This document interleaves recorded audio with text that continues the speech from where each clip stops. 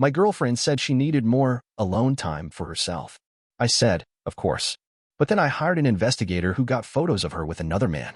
The real me time was me serving her eviction papers from my condo during her next visit to his townhouse. Lena stood in the kitchen, cradling a glass of wine, her eyes not quite meeting mine.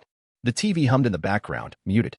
It had been a long week at the plant for me, late nights debugging stress fractures on a new gear prototype. But I'd been looking forward to a quiet Friday evening together. Just the two of us. That was our thing. But tonight was different.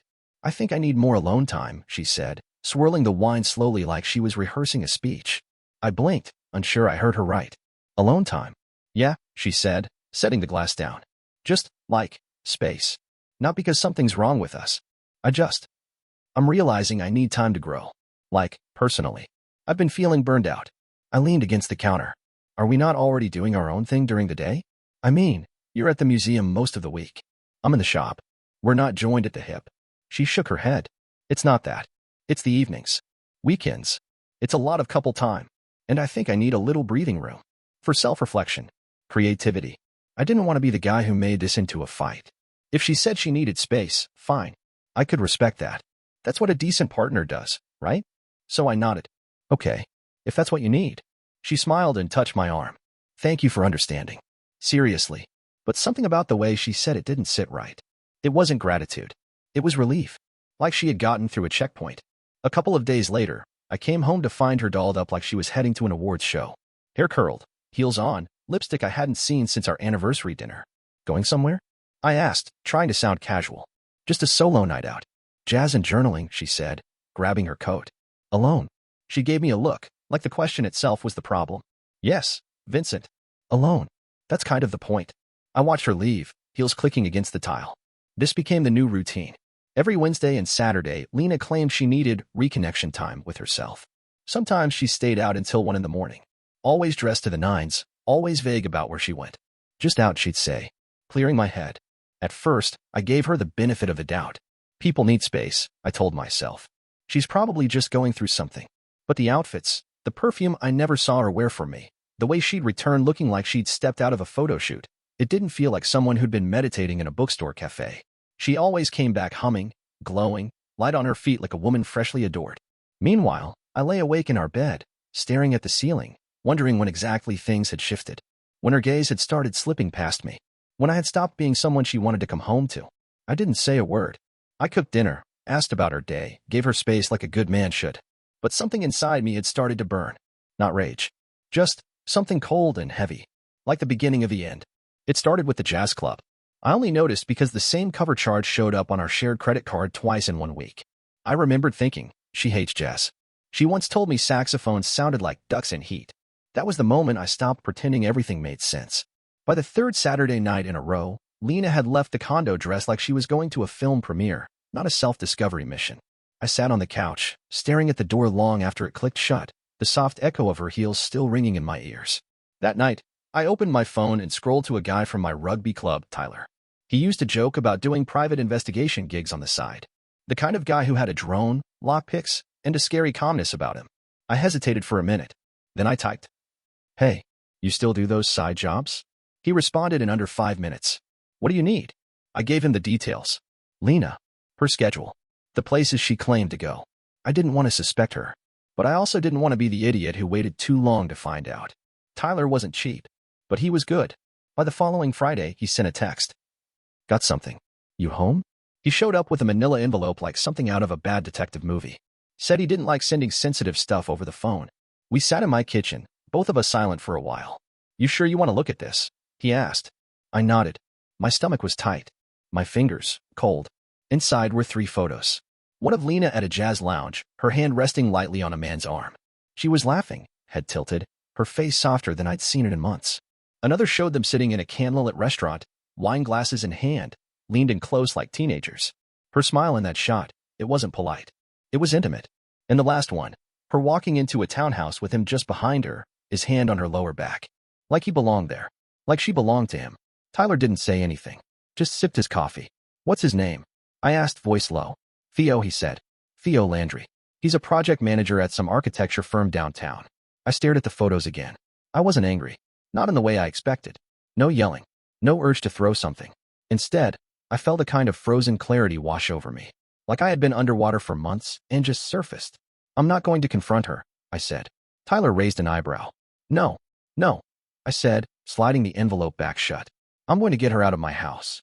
That night, I started researching how to legally evict someone who wasn't on the lease. I found forms, guidelines, deadlines. She thought I was too soft to take action. She didn't know that trust, once broken, doesn't shatter loud. It dies quiet. And mine was already gone. Saturday night. Another alone time excursion. She left around 7, same as always, perfume thick in the air behind her. She wore that red dress again, the one with the open back she hadn't touched in months until recently. I watched her clip her earrings in the mirror without a single look toward me. It was like I'd become invisible in my own home. I waited until I heard the elevator doors close. Then I took the manila envelope out from the drawer. Inside, the printed 30-day eviction notice, signed and dated. I'd checked with a lawyer earlier that week. Non-leaseholding guests had rights, but they didn't outweigh the rights of a property owner. And Lena? Lena never asked to be on the lease. She liked the freedom of it. What if we travel someday, she'd said once. It's just more flexible this way. Tonight, that flexibility would bite her back. I left the envelope neatly on the kitchen counter, next to a single printed photo from the PI's file, just one. The one of her and Theo outside the townhouse, her laughing as he reached for the door. I didn't want to humiliate her. I just wanted it to be undeniable. The rest of the evening passed in silence. I sat on the balcony with a glass of scotch, letting the city noise fill the space she'd left behind. I didn't feel powerful or smug. I just felt empty, like someone finally admitting that something they tried to salvage had already sunk. Around 12:45 a.m., I heard her key in the lock. She came in humming. I didn't move. She turned the corner and froze when she saw the envelope. For a second, I thought she might just keep walking, but her hand trembled slightly as she picked it up. She flipped through the pages quickly, eyes scanning. Then she reached the photo. Her entire face changed. "What is this?" she said, her voice thin. "You know what it is," I said calmly, not looking up. She stared at me, stunned. "You had me followed?" I met her eyes. "You had me lied to." For a beat, she didn't speak. Her eyes darted to the photo again, then to the signature on the notice. She looked like a cornered animal, frantic and defensive all at once. "You're kicking me out. I'm giving you 30 days. Legally." Quietly. Her mouth opened like she wanted to scream, or cry, or both. But nothing came out. "You're blowing this out of proportion," she said, almost a whisper. "It's not what it looks like." I took a sip of my drink. "Doesn't really matter what it is, Lena. What matters is you're not who you pretend to be. And this place? It's not your safe house anymore." She stood there in silence, the paper shaking in her hands. "I trusted you," I said softly. "And you thought I was too comfortable to notice." The room stayed quiet for a long time. Then she turned, the paper crumpling in her grip, and walked into the bedroom. She didn't slam the door, didn't say a word, but I knew something had cracked. And unlike before, I wasn't going to be the one patching it up. The next morning, the condo felt colder than usual. I made espresso the same way I always did, 2 shots, no sugar, and sat by the window, watching the traffic build on Lakeshore Drive. I heard her moving around in the bedroom, slow and cautious, like she wasn't sure what version of me she'd find in the kitchen. Eventually, Lena emerged. She hadn't done her hair. No makeup. Just one of my old hoodies and leggings, the home clothes she used to wear when things were good between us. The look wasn't lost on me. She sat across from me at the small dining table and wrapped her hands around an empty mug like she was cold. I didn't offer to fill it. "So, are we really doing this?" she said quietly. I didn't answer right away. I just took a sip of my coffee and looked out the window. "I mean, we've been together for 2 years, Vincent. I've lived here. This is my home too." I finally looked at her. "You're not on the lease. You never wanted to be. That doesn't mean I'm disposable." I nodded. "No, it means you're a guest. One who violated the trust of the person who invited her to stay." She flinched at that. "Okay, fine," she said. "I screwed up. I get it. But don't act like this is just black and white. We've built a life here. You said you loved me." I kept my voice steady. "I did. But I also loved the version of you who wasn't sneaking off to someone else's townhouse." Silence. She shifted gears. "Do you know how hard it is to find a place right now? I make barely enough at the boutique. I don't have savings like you. Rent's impossible out there. You should have thought about that before you decided to treat my place like a pit stop." "God, Vincent," she snapped. "Have you always been this cold?" I leaned forward, elbows on the table. "No. But betrayal has a way of hardening people. I'm not your safety net, Lena. And I'm not here to fix the consequences of your choices." She stared at me like she didn't recognize the man in front of her. Maybe she didn't. "You don't even care if I end up homeless?" "You won't," I said. "You're too smart for that." Just not smart enough to keep what you had. She didn't reply. Just sat there, biting her bottom lip, staring down at her hands like she was trying to calculate how far she could push me. But there was nothing left to push. The boundary had been drawn. And for once, I wasn't stepping over it. It was a Tuesday when Ron showed up, unannounced and loud. I was on the couch finishing a call with my supplier when I heard the knock.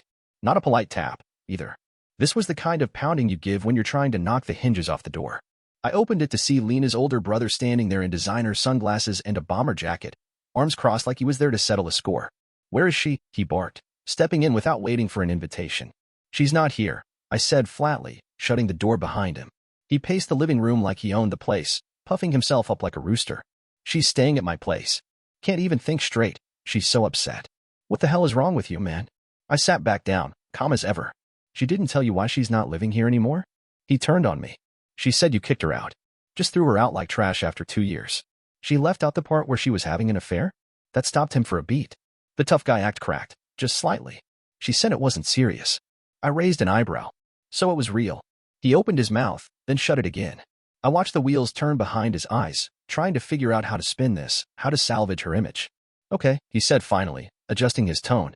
"Even if something happened, this is still her home. You guys shared everything. You don't just evict someone like they're a tenant behind on rent." "But that's exactly what she is," I said. "A guest in my home. Not on the lease. Not paying bills.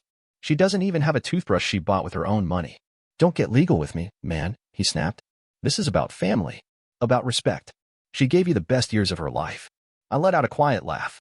"Ron, she gave me lies and perfume samples. And she took the best parts of this relationship to another man." He stepped closer, face tightening. "You keep talking like this, I'll make sure people know who you really are. You think your rep can survive this? A grown man throwing his girlfriend out on the street? I've got friends, Vincent. Real ones." I stood up slowly. Not threatening. Just tall. Steady. "You want to talk about reputations?" I said calmly. "Let's talk about defamation. About harassment. If either of you keep pushing this, I'll let my attorney handle it. She's very good. Expensive, too." He squinted at me, his posture stiff, unsure whether to stay or go. "She's lucky you didn't throw her out the night you found out," he muttered. "I don't do drama, Ron. I do documentation. I've got dates, photos, logs. Try anything and it won't be me who ends up looking bad." He paused at the door, finally deflating. "She's still your family." "No," I said, opening it for him. "She's yours." And then I shut it behind him. Quiet. Peaceful. Exactly how I liked it. By the end of that week, the atmosphere in the condo had changed. Lena wasn't speaking, but she wasn't leaving either. She had 30 days, and she intended to use all of them. At first, it was little things. Using up the last of the milk, letting the coffee machine accidentally overheat.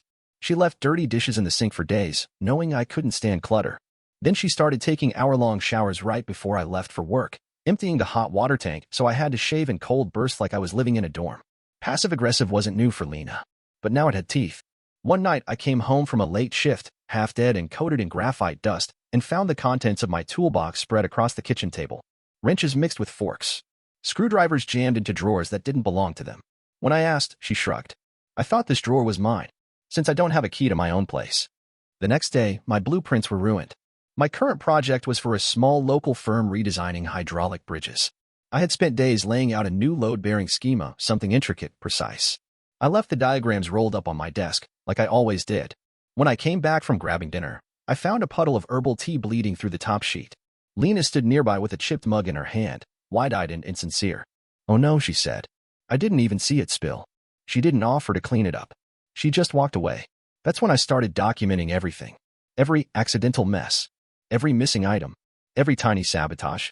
I snapped photos, logged timestamps, kept receipts. She wasn't going to provoke me into reacting, not loudly, anyway. I wasn't going to give her that satisfaction. I installed a discreet security camera in the living room.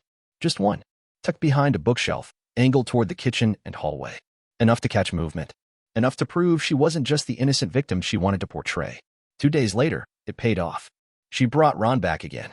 I sat in the bedroom, headphones on, pretending not to notice. Through the camera feed, I watched them sit on the couch, heads close together, whispering. "He's way too calm," Ron said. "It's weird. You think he's recording anything?" "I don't know," Lena said. "He doesn't even fight. It's like he's waiting for something." She pulled out her phone and scrolled. "We need to make him look bad. If this goes to court or anything, we spin it. Say he's unstable, controlling. I'll start dropping it into conversation with people. Ron nodded. Yeah, rebuild your narrative now. Cry if you need to. I paused the recording and saved it to 3 different cloud drives. They wanted to play dirty. Fine. But I wasn't going to lose this battle. I had truth on my side. And now, I had it on video too. Day 30 landed on a Thursday. I took the day off work, not because I needed time, everything had been planned with precision, but because I didn't want to leave any room for chaos. I woke up early, made coffee, and stood in the kitchen waiting for the locksmith and movers. Lena's bedroom door was still closed. At exactly 9 a.m., the locksmith arrived. A no-nonsense guy named James who didn't ask questions. The movers came 10 minutes later, 2 quiet professionals with matching polos and zero interest in drama. Lena still hadn't come out. I knocked on her door once, hard. It's time. Silence. 5 minutes passed, then 10. Finally, the bedroom door creaked open. Lena stepped out wearing a silk robe and that blank, dazed expression of someone still convinced they're dreaming. What are you doing? She asked, her voice raspy. I told you. It's moving day. Her eyes darted to the front door where the movers were rolling in dollies and bins. You're really doing this? Like actually going through with it? I didn't answer. I handed her a copy of the final checklist, including a receipt for the storage unit I rented for her things. I even covered the first month. You're being ridiculous, she said, louder now. I thought maybe we could talk. Figure something out. You had 30 days to talk, I replied. Instead, you played games. Now you're out of time. The first box went out the door. That's when denial cracked. No, she snapped, stepping in front of the movers. You can't just throw my life out. Lena, move. She looked stunned, like I was the one being unreasonable. Then her face twisted, and she stormed toward the door. I'm calling Ron. I shrugged. Call whoever you want. 10 minutes later, Ron showed up, just as expected, huffing his way down the hall like a cartoon bulldog. This time, he came prepared, with a phone recording and a loud voice. This is abuse, he shouted, holding the phone in front of my face. You're humiliating her. She's done nothing to deserve this. I leaned against the doorframe, completely unbothered. Make sure you get a good angle, I said. You'll want to capture all the furniture I paid for, too. He blinked. You think this is funny? No, I said. But if you're going to tell your little story online, include the part about the cheating, and the surveillance footage, and the part where she tried to make me look unstable. Lena froze in the hallway. What footage? I tapped my phone. Let's just say I've got receipts. A few hundred gigs of them. Ron lowered the camera. You're bluffing. I pulled up a still image of the 2 of them on my screen, sitting on my couch, plotting. Ron stepped back. You recorded us? In my home? Damn right I did. Lena's voice cracked. This is illegal. No, it's not. One-party consent, Illinois statute. Look it up. Another box went out the door. Then a suitcase. The movers worked quietly, unfazed by the performance. Lena's breathing grew shallow. You'll regret this. I met her eyes, calm and final. I already don't. When the last box left the apartment, I signed the mover's form and handed Lena a set of papers with her storage unit key taped to the front. This is done, I said. Then I turned and nodded to the locksmith. The locks clicked over. The door closed behind her. And just like that, she was no longer part of my home. Or my life. The hallway echoed with muffled footsteps and cardboard wheels. The last few boxes were being loaded into the freight elevator. I stood just inside the doorway of my condo, arms crossed, watching Lena hover uselessly near the elevator like she couldn't quite accept that this was real. She didn't cry. She didn't scream again. But her face, tight, red, makeup smudged from earlier, looked like a damn seconds before bursting. Still, I knew better. Her kind didn't crumble in public. They waited until the lights were off. Then came the final twist. He showed up. Theo. Button-down shirt, messenger bag slung across his shoulder, confusion painted across his face. He looked like he'd just stepped out of a WeWork lobby, not into the middle of a live eviction. I didn't flinch. He slowed as he reached us, clearly thrown off by the scene, Lena's stuff in boxes, movers giving him side eyes, Lena herself frozen like a statue next to a potted plant. I walked out calmly and extended a hand. You must be Theo. Thanks for coming. You're just in time to help your girlfriend move. He didn't shake my hand. Just looked between me and Lena like he'd walked into a trap. She swallowed. I didn't. He wasn't supposed to. Don't worry, I said, cutting her off. I figured it out a while ago. Jazz nights, candlelit dinners, your little townhouse excursions. You weren't exactly subtle. Theo cleared his throat. I didn't know she was still living here. She said you two were ending things. Right? I said. And I'm sure she told you she needed more space for personal growth too. Lena turned away, biting her lip. Not out of guilt, just trying not to crack in front of both of us. Theo stared at her like he'd just seen the credits roll on a movie he didn't realize was a horror film. So, this is over? I shrugged. That depends on how fast you can carry a box. He didn't answer. just stood there awkwardly, hands stuffed into his pockets, like a man realizing he had no idea who he'd gotten involved with. I didn't feel sorry for him. He made his bed. The elevator dinged. The last of her things were inside. I walked over to Lena, held out a small envelope. Inside was a key to the storage unit, a final itemized list, and the moving receipt. All neat. All final. You'll find everything there, I said. Nothing's missing. Not even the crap you left in my closet 3 months ago. She didn't take it at first. Just looked up at me, eyes wild with fury and desperation, like she was waiting for me to break character and say I still cared. But I didn't. Finally, she snatched the envelope and muttered, "You'll regret this." I took a breath, met her eyes one last time. I already don't. Then I turned and walked back inside. The door clicked shut behind me, and I didn't look back. The first thing I noticed was the silence. Not the uncomfortable kind, the kind that hung like smoke after a fight, but the peaceful kind. Clean. Still. No high heels clicking across the floor. No phone calls whispered from the bathroom. No Lena. Just quiet. The condo felt like mine again. I spent the next day tossing out the little remnants she'd left behind. An exfoliating scrub in the shower. A single earring wedged behind the couch cushion. 3 dried-up lip gloss tubes in the kitchen drawer. Why the kitchen? I had no idea. I boxed them all up and left the bag by the trash chute. Then I changed the sheets. Opened the windows. Let the cool spring air flood the place. That weekend, I invited Jared and Devin over, 2 guys from my rugby club. They'd seen the whole thing from the start. Tyler, the PI, came too. We sat on the balcony drinking beers, watching the city lights blink to life one by one. She actually said you'd regret it? Jared asked, smirking. I nodded, word for word. And how do you feel now? Devin said, raising his bottle. I clinked mine against his. Free, I said. Like I should have done this months ago. We laughed, joked about her jazz obsession. Devin did an impression of Theo, nervous, wide-eyed, clutching his laptop bag like it held his dignity. It felt good. Not just the laughter, but the control. The power of knowing I hadn't let the whole thing eat me alive. Of course, Lena didn't go quietly. A few of her friends posted vague jabs on social media, stuff like, some men can't handle a real woman's growth, and kicking someone out just means you're scared of truth. I didn't respond. Didn't even read most of them. I just blocked, archived, and moved on. She tried texting me once. I hope you're happy. Everyone knows what kind of man you really are now. I didn't reply. I didn't need to. Instead, I pulled up the footage one last time, just to be sure I had everything saved, and then closed the file for good. By the end of the week, I started drafting new plans. Not for a woman. Not for revenge. For the spare room. It had been hers for the past year, a half-decorated mess of dried paint samples and forgotten hobbies. But now, it was becoming something else. I ordered a new workbench. Some lighting. Pegboards. My studio. A space for me. No distractions. No shadows. Just me, my tools, and the hum of peaceful solitude. I had lost a liar. And found myself again.